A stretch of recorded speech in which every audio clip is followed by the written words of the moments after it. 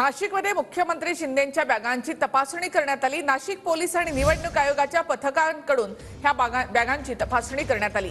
शिंदेंच्या बॅगांबाबत राऊतांनी गंभीर आरोप केले होते। तर आता ही बॅगा घेऊन आलोय। नाशिकमध्ये दाखल होताच मुख्यमंत्री शिंदेंनी राऊतांना असं प्रत्युत्तर दिलं। तर या बॅगांमध्ये कपडे होते आणि चोराच्या मनात उगाच चांदणं असं शिंदेंनी म्हटलंय। हेलिकॉप्टरमधून 9 बॅगा उतरल्या। 9 मोठ्या बॅगा उतरून स्वतः त्यांचे पोलीस कर्मचारी चाललेले आहेत। काय होतं त्या 9 बॅगांमध्ये सांगू शकेल कोणी? मी सांगतो, किमान 12 ते 13 कोटी रुपये त्या दिवशी नाशिकला आले मुख्यमंत्र्यांबरोबर हेलिकॉप्टरमधून, आणि त्या पैशाचं वाटप हे नाशिकमधून अनेक ठिकाणी झालं। आज मी एक ट्विट केलेलं आहे, त्यात बॅगा उतरत आहेत। आता हे हॉटेलमधून कुठे कुठे वाटप झालं तेही तुम्हाला मी सांगतो।